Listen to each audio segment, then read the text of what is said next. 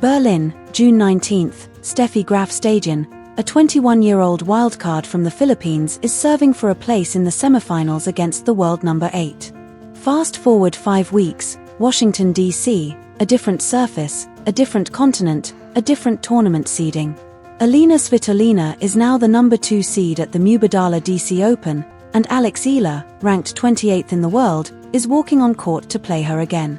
Same 2 people, same quarterfinal round, different everything else. Between those 2 matches, a lot of the tennis world quietly rearranged itself. Eala didn't just win in Berlin, she won 6-3, 6-4 straight sets, and then she went to Wimbledon and took a set off Iga Swiatek in an 11-9 tiebreak before running her off the court in the second. And in the last 3 days in Washington, she has taken out an Olympic champion and the tournament's defending champion in the same week. 5 weeks, that's all it's been. And Elina Svitolina, standing on the other side of the net tonight, has to solve her all over again. Here are the numbers to set the frame. Eala is currently WTA number 28, a career high, up from around 56 in mid-June. Svitolina is number 10 in the world, the number 2 seed of this tournament, and a 2-time Grand Slam semi-finalist with an Olympic bronze medal and a Rome title from May of this year. They have played once in their careers. Alex Eala won. What we're about to look at is not a coronation, and it's not a rivalry, and one match doesn't make a rivalry. What it is a turning point captured in real time, and it's worth paying attention to while it's still happening. Let's be fair to what Svitolina brings into this quarterfinal, because the story doesn't work if we make her small. She is one of the most decorated active players in women's tennis. 2 Grand Slam semifinals, a Paris Olympic bronze in 2024, and less than 3 months ago, she lifted the trophy at the Internazionale BNL d'Italia in Rome, the biggest clay title outside of Roland Garros. She came back from maternity leave, climbed back into the top 10, and stayed there. At age 31, she is not a player anyone on tour takes lightly. And on the specific question of surface, hard courts historically suit her. Grass is not her preferred canvas. Berlin, in other words, was the match Svitolina would want to play again on paper, and Washington gives her exactly that chance. But the honest picture cuts both ways. Svitolina's win over Paulina Kudermetova on Thursday night, 7-6 in a tiebreak and then 6-4, was her first match victory in over a month since June 23 in Bad Homburg. Kudermetova served for the first set twice and had a set point at 6-5 before Svitolina saved it with a backhand passing shot. This is a veteran finding her footing again on hard courts after a rough patch, and she was clear-eyed about it afterwards. "I was trying to be locked in," she said. "First match, hard courts, everything is new. That's not fear, it's not regret. It's a professional resetting her expectations in public." What it does mean, though, is that the Svitolina walking into this quarterfinal is not the same Svitolina who lifted the trophy in Rome. The momentum sits with the 21-year-old across the net. On paper, Svitolina still holds every historical advantage. In the last 5 weeks, none of those advantages have translated into results against Alex Eala. That's the tension. That's the honest read of the matchup, and it's the frame we're going to hold on to while we look at how she actually got here. Start with the Berlin scoreline itself, 6-3, 6-4 on grass over a world number 8, straight sets, and the underlying numbers back the result up. Eala had a first serve percentage of 69 to Svitolina's 62, and she won the return battle 13-9 on first serves and 21-19 on second. She broke Svitolina in the 8th game to close out the first set, and in the second, she was up 5-2 before Svitolina refused to go quietly and pulled it back to 5-4. Eala served it out anyway. That's a match where a player didn't just get lucky, she out-executed a top 10 opponent on the metrics that don't lie. It was her 6th top 10 win of her career, and per ESPN's reporting, her first back-to-back top 10 wins since Miami 2025. That's the scoreline, but scorelines don't tell you what a player learned about themselves in the process of putting one up on the board, because 2 weeks later at Wimbledon in the 3rd round, Alex Eala walked out onto court 1 against Iga Swiatek, the world number 1, the defending Wimbledon champion of that year, one of the best players of her generation. And Eala took her to a 7-6 tiebreak in the first set, 11 points to 9, and then won the second set 6-2. It's worth stating that plainly. Between the two Svitolina meetings we're talking about, Alex Eala took down Iga Swiatek at Wimbledon. If Berlin was the shock, that was the confirmation. That was the answer to every question you might have wanted to ask about whether the Svitolina win was a one-off. Swiatek is not a player anyone runs off a Grand Slam court in the second set by accident. Now, the turning point story doesn't work without the setback, so let's put it in. In the fourth round of Wimbledon, Jasmine Paolini beat Alex Eala 6-4, 4-6, 6-3. Paolini is a former Roland Garros finalist and a former Wimbledon finalist. It was a loss, and it ended one of the most historic Grand Slam runs any Filipina player has ever had.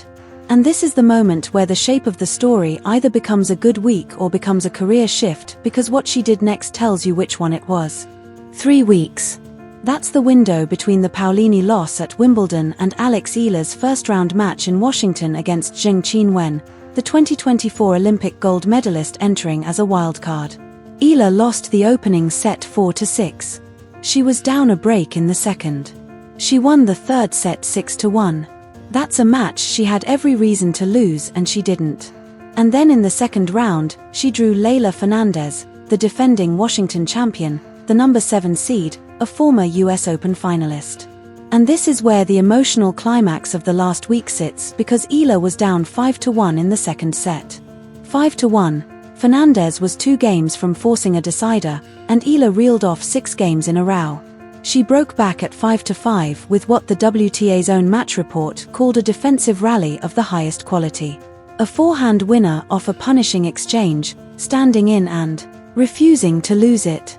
She won the tiebreak 7-1, 6-2, 7-6.2 defending champions in 2 consecutive tournaments, first Swiatek at Wimbledon and now Fernandez in Washington, both dethroned.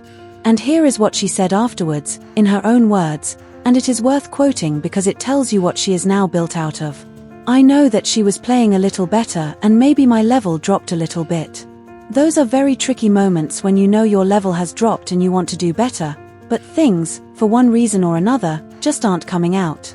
I think patience was key there, just trying to work it out, and a strong mentality in terms of trying to find solutions." That's the sentence. Patience. Finding solutions. That's the exact quality Elina Svitolina has to face across the net in this quarterfinal, and she knows it because here is what Svitolina herself said on the record, published by the WTA on the eve of the rematch.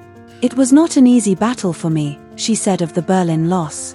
"And on the rematch, tomorrow is a new surface, new country, a new city, so it's a new challenge, and hopefully I'm going to draw some confidence from today's match and carry it into tomorrow." That is the honest voice of a top 10 player recalibrating. It is not the voice of somebody underestimating anyone. Svitolina is, by every professional standard, treating Alex Eala as the threat she has become, and that itself is worth registering. 12 months ago, Eala was a wildcard, losing the Eastbourne final in a 3-set decider.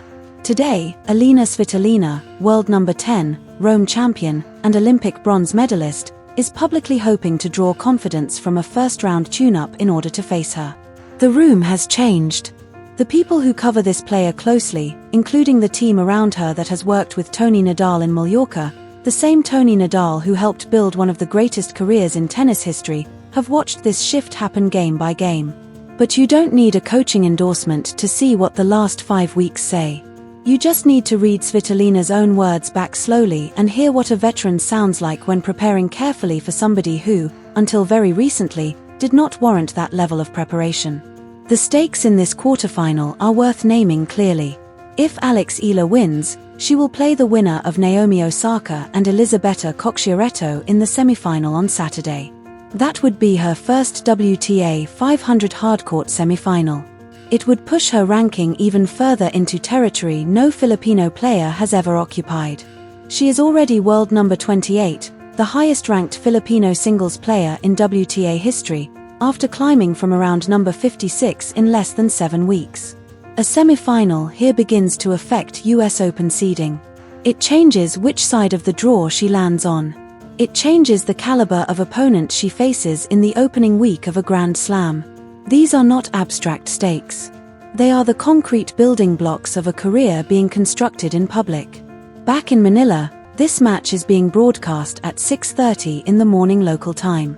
That means kids getting ready for school, parents making breakfast, and entire households turning their televisions toward Washington, D.C. before sunrise. On Reddit, one of the top comments after her Berlin victory simply read, "Alex, I belong here, Eala. I really think she had a mindset change." That's a fan opinion, not a fact, but it captures something the results are now beginning to support. The WTA's official Instagram has even started calling her the Eala Express in its match graphics. That is not a nickname a governing body gives a player it sees as a curiosity. It is a nickname given to a player expected to stay among the elite. The vulnerability in this story is real, and it has never been hidden. Wimbledon ended in defeat. Jasmine Paolini fought back to beat her in 3 sets in the 4th round. Less than 14 months before this Washington quarterfinal, Eala stood on the grass courts of Eastbourne after letting a title slip away despite holding championship points. That isn't ancient history. It's the same player. What has changed is not the adversity she faces but the way she responds to it. Down a set against Zheng. Down 5-1 against Fernandez. Locked in an 11-9 tiebreak against Swiatek before taking control. The pattern is no longer accidental. It has become part of her identity. It's the sentence she spoke after beating Fernandez: patience, mentality, finding solutions. Those qualities arrived long before the headlines did. So here is where we stand.